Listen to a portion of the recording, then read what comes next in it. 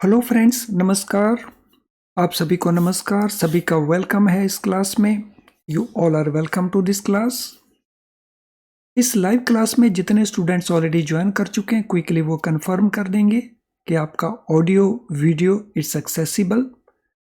So please confirm all those who have already joined in the live class that your audio video is okay, it is accessible to you। तो quickly confirm कर देंगे।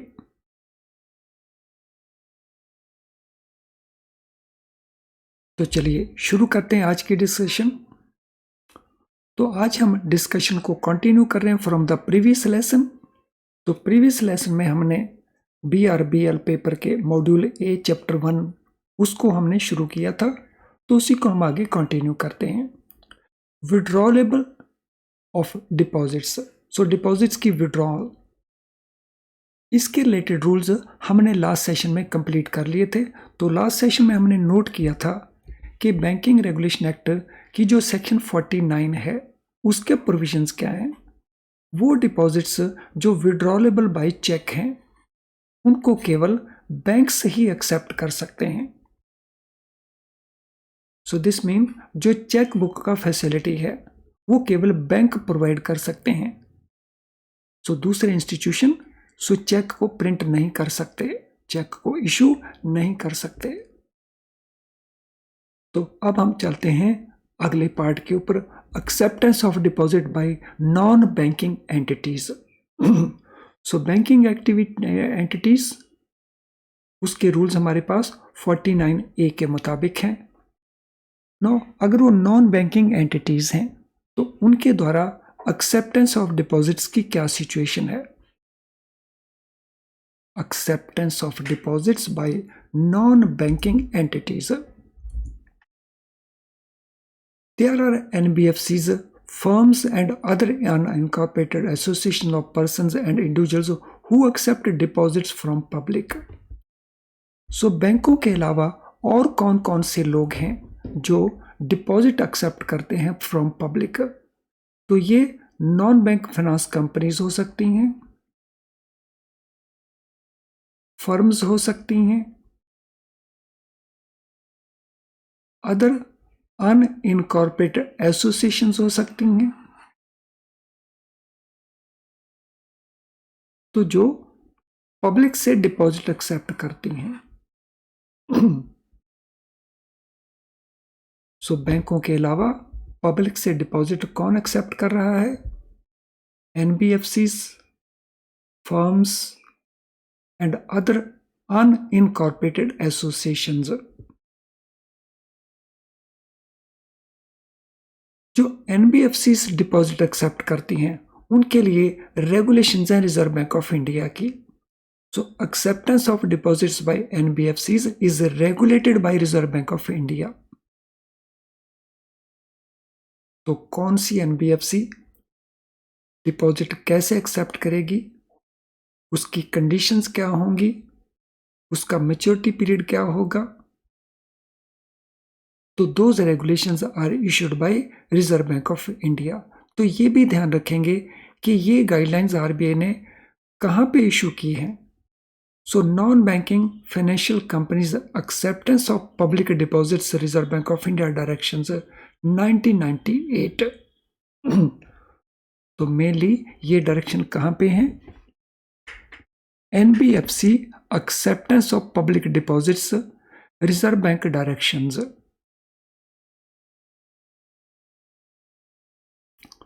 तो जो भी NBFCs public deposit accept कर रहे हैं उनको फॉलो करनी होंगी ये directions of Reserve Bank of India.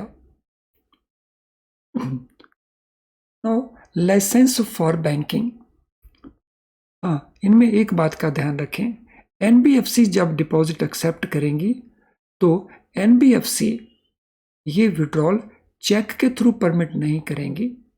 यानी ये check NBFC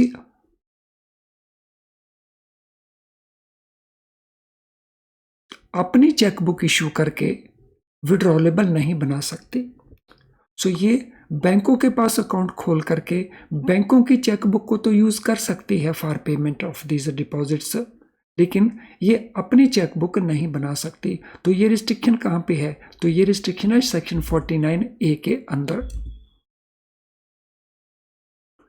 now licence for banking. Banking के लिए लाइसेंस के प्रावधान कहाँ पे हैं, प्रोविजन कहाँ पे है? तो ये प्रोविजन है सेक्शन 22 बैंकिंग रेगुलेशन एक्ट में।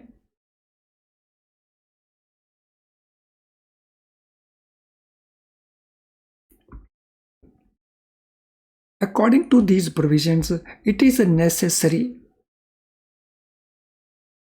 to obtain license from Reserve Bank of India for commencing and carrying out business of banking.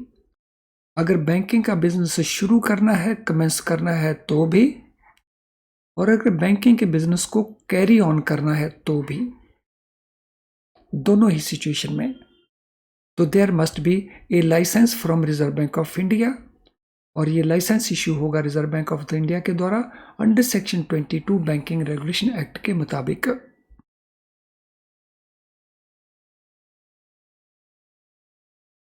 Every banking company has to use word bank as part of its name. तो ये requirement है section 7 का। सो जितनी भी banking companies हैं, अगर वो banking का बिजनेस करना चाहती हैं तो अपने नाम में उन्हें बैंक वर्ड को यूज करना होगा।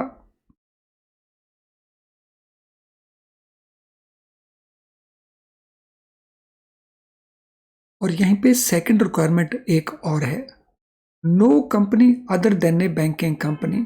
सो बैंक को छोड़ करके कोई भी दूसरी कंपनी अपने नाम के साथ bank word, banker word, banking word इसको यूज नहीं कर सकती।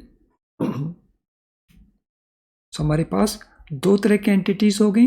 एक हो गई हमारे पास बैंकिंग एंटिटीज, एक हो गई हमारे पास नॉन बैंकिंग एंटिटीज। तो इनके लिए बैंक वर्ड को यूज करना ये एक मैंडेटरी रिक्वायरमेंट है। इनको बैंक वर्ड यूज करना ही पड़ेगा अपने नाम के अंदर, और इनको बैंक वर्ड यूज करना परमिटेड नहीं है। तो इनके लिए मैंडेटरी है और इनको परमिटेड नहीं है।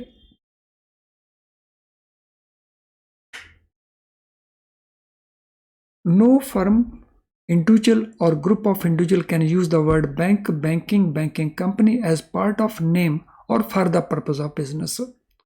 So अपने बिजनेस के पर्पस के लिए या अपने नाम के पार्ट के तौर के ऊपर कोई भी फर्म, कोई भी इंडिविजुअल, कोई भी group of individual in words को यूज नहीं कर सकता है। तो ये रिक्वायरमेंट है हमारे सेक्शन 7 बैंकिंग रेगुलेशन एक्ट का। अब हम बात करेंगे बैंकों की सब्सिडरीज की। Subsidiaries of banks and association of banks in certain cases as also primary credit societies, a cooperative society found for the purpose of protection of mutual interest of cooperative banks and any cooperative society not being primary credit society formed by the employees of a banking company, State Bank of India or nationalized banks are exempt from this restriction. तो exemption किनको available है? यानी कौन से दूसरे लोग हैं जो बैंक वर्ड, बैंकर वर्ड या बैंकिंग वर्ड अपने नाम में यूज कर सकते हैं? तो बैंकों की जो सब्सिडरीज हैं या बैंकों के जो एसोसिएशंस हैं कुछ केसेस के अंदर, और प्राइमरी क्रेडिट सोसाइटीज या कोऑपरेटिव सोसाइटीज, तो वो बैंक वर्ड को यूज कर सकते हैं। लेकिन अगर वो प्राइमरी क्रेडिट सोसाइटी हैं तो वो ये वर्ड्स को यूज नहीं कर सकते। तो ये स्पेसिफिकली हमने नोट कर लेना है। If it is a primary credit society तो अपने नाम के साथ बैंक वर्ड को यूज नहीं कर सकते।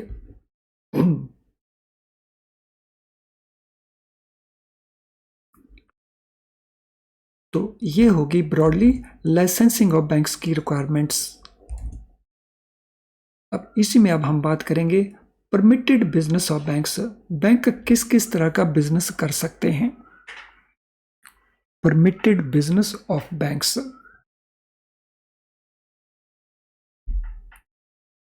So in addition to acceptance of deposits and lending and investment the same money, banks can carry out many allied and unrelated activities. तो एक तो हमने नोट किया था सेक्शन 5B के अंदर कि बैंक्स डिपॉजिट को एक्सेप्ट कर सकते हैं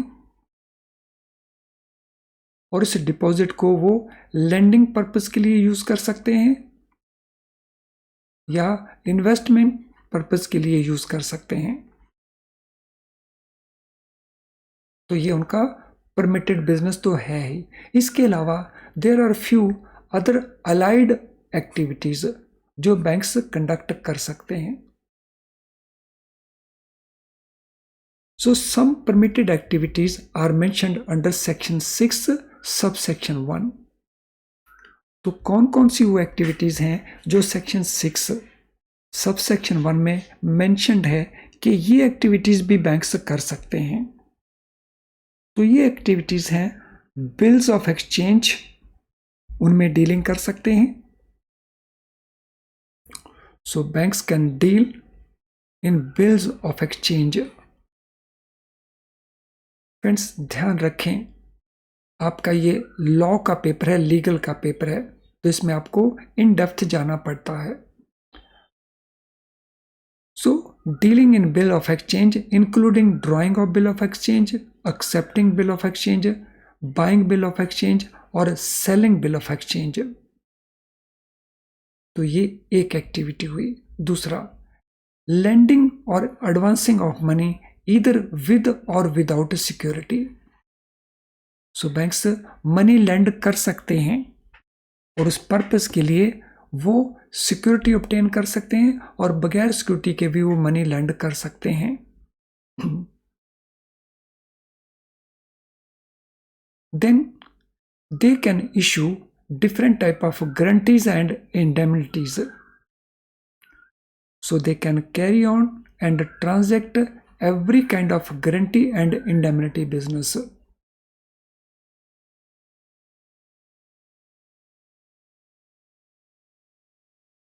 So they can manage, sell, realize any property which may come into their possession. सो अगर उनके पोजेशन में कोई प्रॉपर्टी आती है तो उस प्रॉपर्टी को वो मैनेज कर सकते हैं, उसको सेल कर सकते हैं, उसको रियलाइज कर सकते हैं। और ये सारा वो किस पर्पस के लिए करेंगे? अपने किसी क्लेम को सेटल करने के लिए, उनकी जो लेनदारी है उसको सेटल करने के लिए। So they can do these activities, and there are number of other activities as well.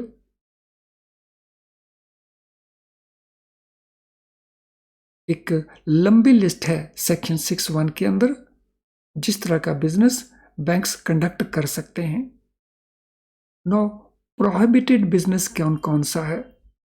So what type of business can not be done by banks? बैंकों के द्वारा कौन सा बिजनेस नहीं किया जा सकता? सो अकॉर्डिंग टू सेक्शन 8,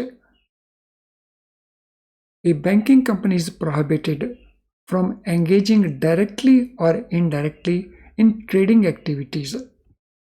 तो सेक्शन 8 बैंकों को क्लियरली मना करती है कि बैंक डायरेक्टली या इनडायरेक्टली ट्रेडिंग एक्टिविटीज नहीं कर सकते। सो यानी गुड्स का परचेज करना, गुड्स का सेल करना। सो गुड्स को बाय करना, गुड्स को सेल करना for the purpose of earning profits, तो उसको हम कहते हैं ट्रेडिंग बिजनेस। सो बैंक्स ट्रेडिंग एक्टिविटी नहीं कर सकते हैं और ना ही वो ट्रेडिंग रिस्क अंडरटेक कर सकते हैं, क्योंकि ट्रेडिंग में रिस्क है तो दे can not undertake trading risk.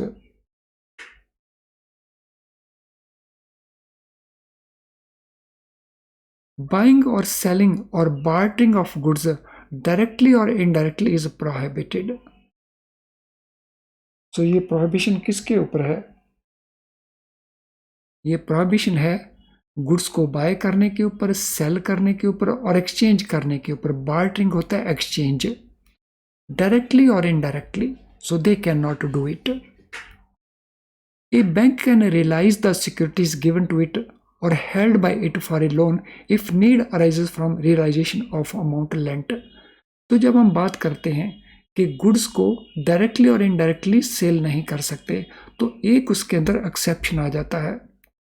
अगर बैंकों ने लोन दिया है against security of goods, so loan against security of goods, इस लोन को रियलाइज करने के लिए तो banks can sell these securities.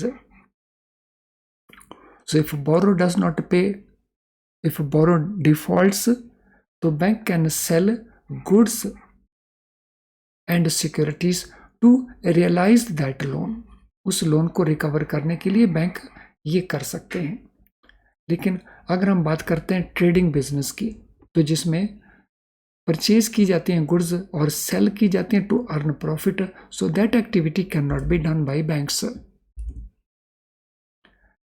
Banks can also buy और सेल और barter others in connection with bill of exchange received for collection or negotiation, undertake administration of estates and executors trustees। तो इसके अलावा bank क्या कर सकते हैं अपने कस्टमर्स के लिए, सो वो बिलों का कलेक्शन कर सकते हैं, बिलों का नेगोशिएशन कर सकते हैं। सो अपने कस्टमर की जो इस्टेट है, उसका जो वेल्थ है, उसको वो मैनेज कर सकते हैं एज एग्जीक्यूटर्स और ट्रस्टी, यानी एजेंट के तौर के ऊपर, ट्रस्टी के तौर के ऊपर या एग्जीक्यूटर के तौर के ऊपर अपने कस्टमर की जो प्रॉपर्टी है, इस्टेट है, उसको वो एडमिनिस्टर कर सकते हैं। तो चलिए फ्रेंड्स, इससे पहले कि हम आगे चलें, तो दिस इज इंपॉर्टेंट इन्फॉर्मेशन जो मैं आपके साथ शेयर करना चाहूँगा। सो फ्रेंड्स, जो वीडियो लेसन्स हैं वो आपको कॉन्सेप्ट अंडरस्टैंड करवाते हैं। तो अगर आपको कॉन्सेप्ट का अंडरस्टैंडिंग चाहिए, so concept understanding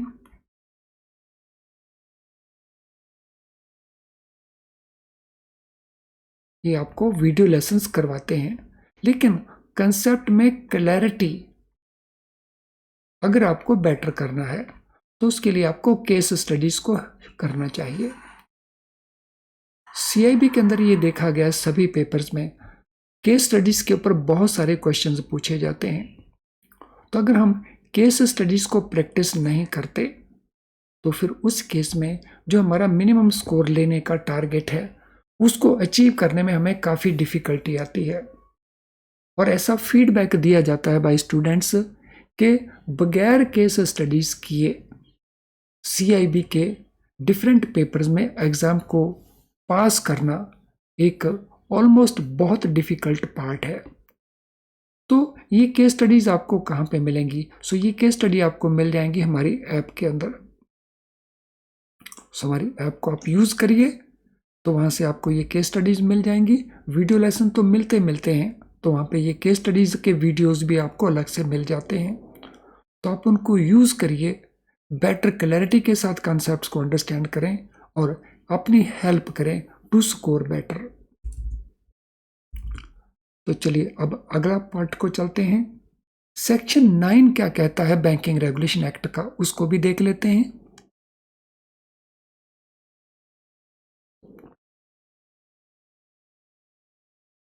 Section 9 of Banking Regulation Act, it provides that no banking company shall hold any immovable property howsoever acquired except such as required for its own use for any period exceeding 7 years from acquisition thereof। तो ये section क्या कहता है कि अगर कोई immovable property bank के हाथ में आती है,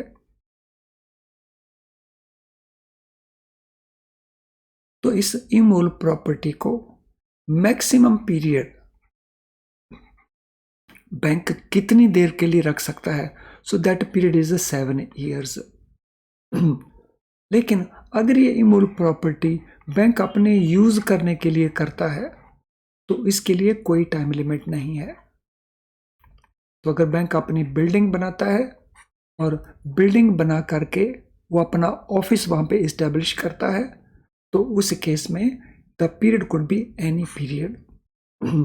लेकिन अगर सेल्फ यूज के लिए बैंक उसको नहीं परचेज कर रहा है तो फिर मैक्सिमम 7 ईयर्स के पीरियड के लिए बैंक रख सकता है।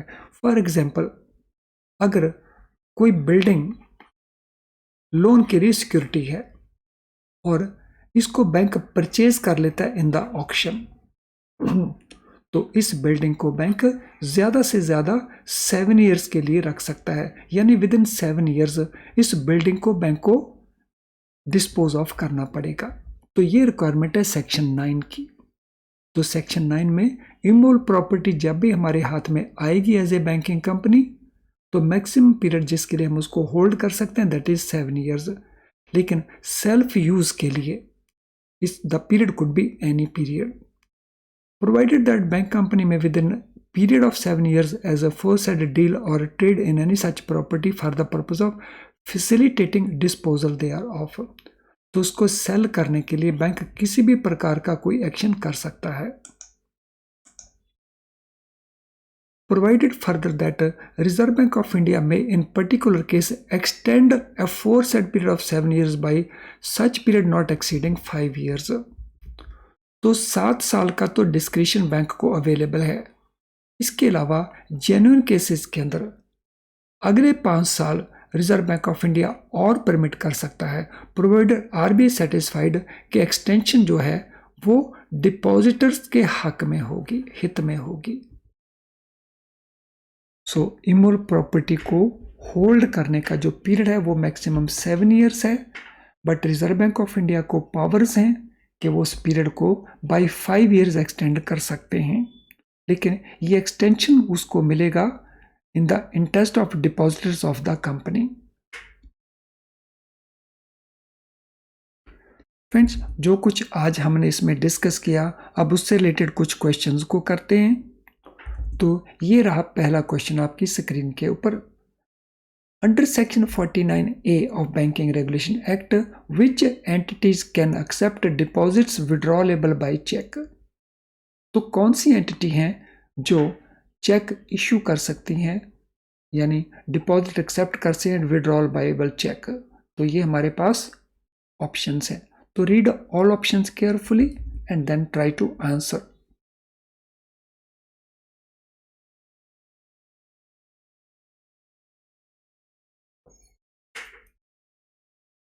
तो question number 1, what is the answer? Any person or firm, only banking companies and RBI, only SBI and other banking institution notified by central government, only non-banking financial companies and unincorporated associations. So who can accept such deposits? तो हमारा answer रहेगा यहाँ पे B, जो banking company है या reserve Bank of India है। सो banking companies में सारे बैंक्स आ जाएंगे including State Bank of India. Question 2, are non banking finance companies allowed to accept deposits from the public? क्या non banking financial companies public से deposit accept कर सकते हैं? No, they can not. Yes, without any regulation they can do it. Yes, but under strict regulation of Reserve Bank. Yes, but only if they are notified by the central government. तो कौन C option आपको लगती है that is appropriate one? So which options appear to be appropriate? Question number 2 के लिए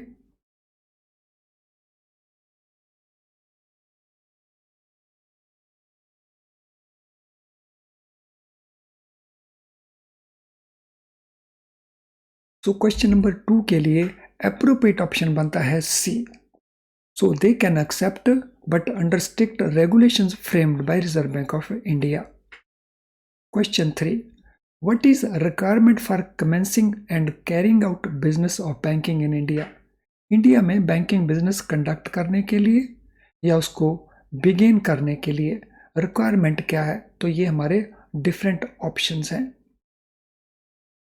तो they need registration certificate from Reserve Bank, they need license from Government of India, they need license from Reserve Bank of India under section 22 banking regulation act, या they need certificate from State Bank of India. तो उनको क्या चाहिए? अगर किसी person ने banking का business commence करना है या बैंकिंग के बिजनेस को कैरी ऑन करना है। Question number 3, very easy question, should not be difficult once we understand. तो आंसर यहां पे हमारा है A, licence from Reserve Bank of India under section 22 banking regulation act. तो ब्रांचेज ओपन करने के लिए ये सेक्शन है 23, बैंक ओपन करने के लिए सेक्शन है 22।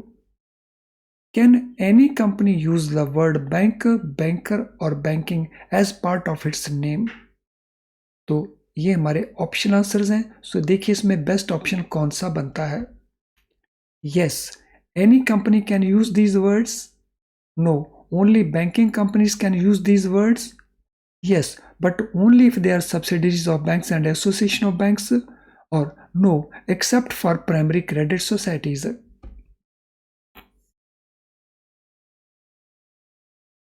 So what is the most appropriate option? Question number 4 के लिए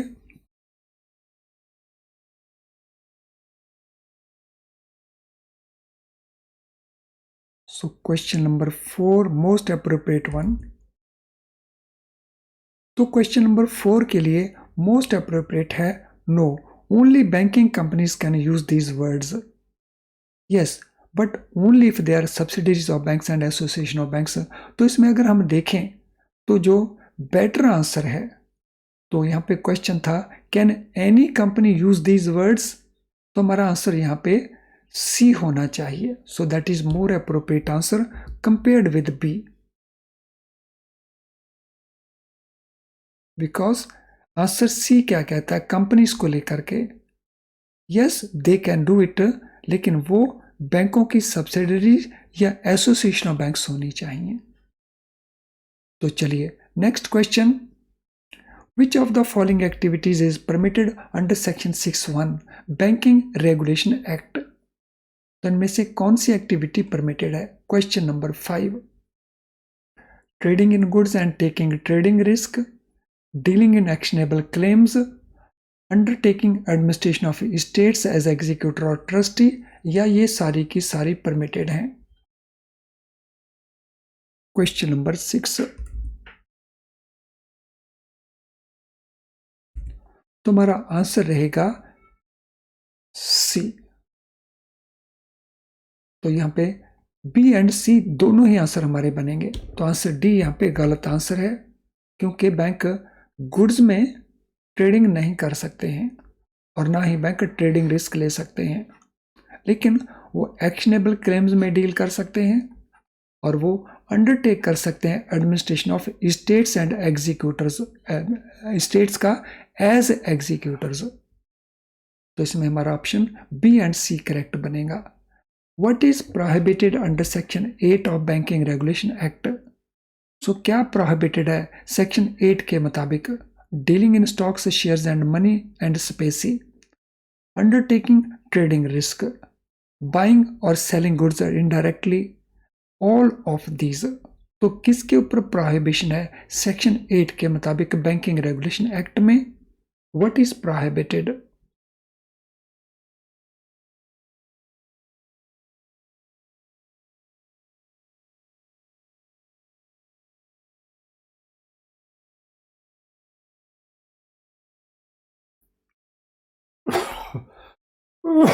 What is prohibited? So undertaking trading risk ये प्रोहिबिशन है।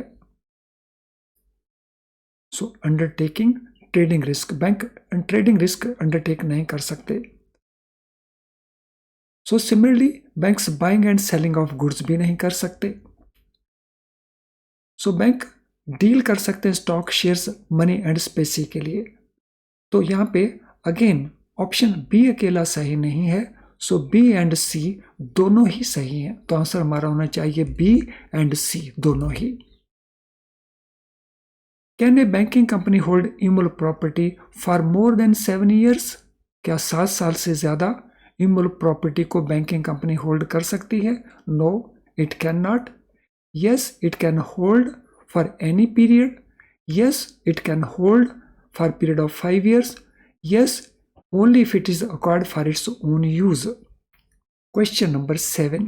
तो what is the most appropriate option? तो most appropriate option बनेगा हमारा D, वो अपनी यूज के लिए होल्ड कर सकती है। चलिए फ्रेंड्स, अब आज के सेशन को वाइंड अप करते हैं। वाइंड अप करने से पहले आज के सेशन से रिलेटेड अगर आपका कोई भी क्वेश्चन है तो उसे आप कमेंट बॉक्स इस वीडियो का है उसमें टाइप कर सकते हैं।